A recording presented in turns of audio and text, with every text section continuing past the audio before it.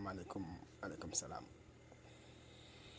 ma ñëwaat ak yéen di wax encore xam naa dañoo toll ci jamono wax dañoo war a wax xam naa moo tax ñuy wax bon j'ai vu que il y a eu à la une des journaux d'aujourd'hui que am na lu Sonko wax mu ne politiciens yi c'est des criminels suñ leen rayoon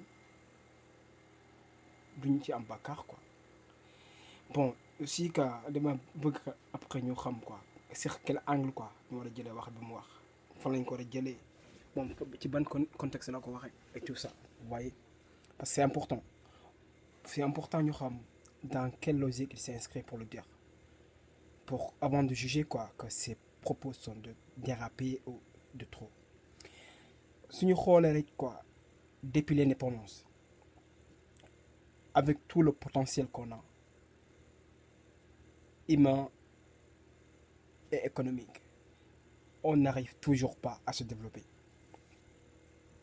Si on voit que depuis l'indépendance, des plans de développement sont passés par là, des milliards ont été financés par la Banque mondiale, FMI, etc.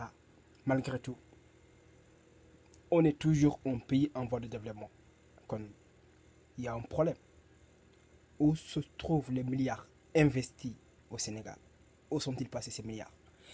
Imagine, la dernière fois, il y a une étude, am na benn kii bu gëstu bu génn.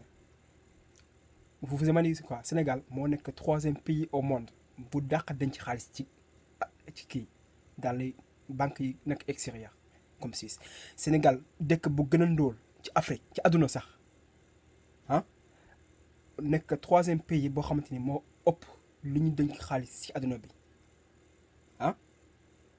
loolu c'est grave troisième pays en Afrique bu ëpp lu mu denc ci xaalis bu ëpp lu mu denc ci xaalis imaginez 79,8 milliards de dollars xaalis Sénégal bu ñu làkk extérieur kenn xamul kan moo ko yóbbu kenn xamul kan la mais lu leer ba leer mooy politiciens yi la xaw ma nguuru Senghor la woon xaw ma nguuru Abdou Diouf xaw ma nguuru Abdoulaye Wade mais ñoom la 79 milliards de dollars kenn xamul ñaata la ci CFA li mu mënoon faj ci coono askan wi kenn xamul ñaata la li mu mënoon tabax ci ay école kenn xamul ñaata la li mu mënoon tabax ci ay hôpitaux kenn xamul ñaata la kon li mu wax dëgg la ay assassins lañ côté boobu ay criminels lañ c'est des criminels parce que dañoo seen bopp rek lañu lijjanti population bi na continuer di xiif ñoom ñooy continuer di am seen alal kon c'est des assassins nañu wax ne dëgg askan bi ñorul leen ñoom na seen compte bancaire fees rek ñoom na seen compte bancaire duuf rek lu ñu am rawale ko extérieur pendant ce temps population bi di xiif kon c'est des assassins nañu wax ne dëgg c'est des criminels parce qu'ils appauvrissent le pays parce qu'ils appauvrissent le pays ils vident les comptes de l'État et ils les transfèrent à l'étranger donc c'est des criminels c'est carrément vrai. C'est des criminels économiques. C'est des voyous de la République. Donc, dans une logique, mën nañu wax ni Sonko lu wax dëgg la bon la teneur des mots bon on peut juger ça trop, mais bon aussi wax su dofee quoi ñiy dëgg nañ jiital seen xel ñu bañ a jiital seen xol kon nit ñi dofuñu kon li Sonko wax.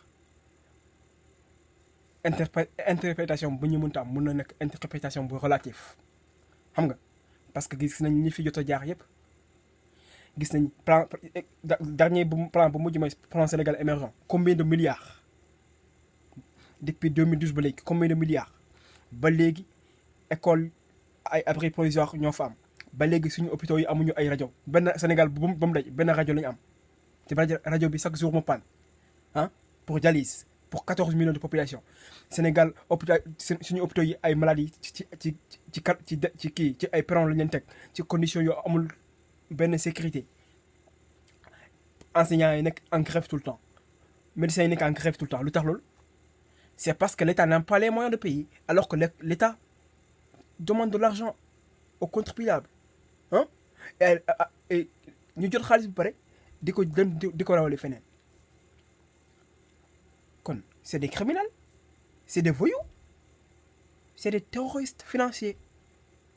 Ouais, parce que l'argent dont ils ont bi ñuy dem ci étranger loolu mënoon na suqali Sénégal mënoon na faj coono askan bi yépp mënoon na développer Sénégal kon on va pas dire que Sonko a trop dit parce que parce que li ñu suñu kii mooy essayer toujours d'être objectif dans les propos quoi li ñuy wax xam nga ñu bañ a féete fenn mais tamit ñu xam nañ li fi jot a xew ku fi ñëw ba jàll say mbokk nga liggéeyal say mbokk ñooy tekki say mbokk ñooy am xaalis bi ak yow nga nekk milliardaire ci 5 ans rek nga nekk milliardaire alors que nekkoon amoon tous ne amoon dara foo jëlee milliards yooyu kon c'est des voyous c'est des voleurs c'est des voleurs donc c'est des voleurs c'est des criminels financiers carrément. Il faut voir toute l'opposition qui rallie autour de Macky.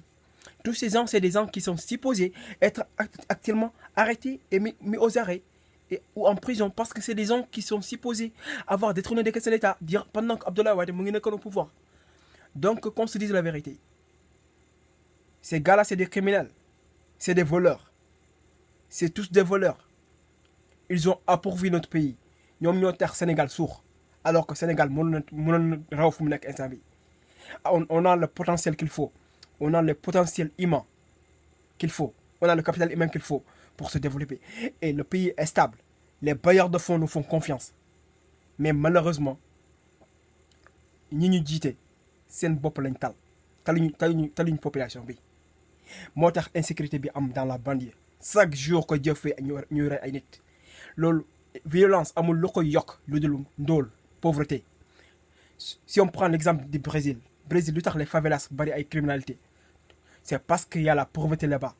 Là où il y a la pauvreté, la drogue ça circule comme ça. Et là où il y a la drogue, il y a la criminalité. C'est comme ça. C'est comme ça. Donc ñi ñu jiite nañuy xool askan wi nañu yërëm askan wi li ñu alal bi ñuy denc ay Suisse ay Panama ay banques yeneen yu ay Suisse affaire yooyu nañ indoon xaalis bi Sénégal liggéey Sénégal loolu moo war a nekk loolu mooy li ñu war a def mais pas nekk fii di créer ay polémique ci li Sonko wax ku fi sàcc xaalis criminel nga ku fi sàcc li ñëpp moom xañ ñëpp dund xañ ñëpp am école bu baax xañ ñëpp am hôpital bu baax xañ 14 millions de population sénégalais am tali bu baax lekk lu baax am liggéey kon criminel nga ku dem bay def loo xam ne affaire égoïsme la nga sa bopp rek ngay moo la ñor lijjantiwoo sa dëkk lijjantiwoo ñi la fal lijjantiwoo ñi la jiital ah lijjantiwoo ñi yaakaar ci yow criminel nga.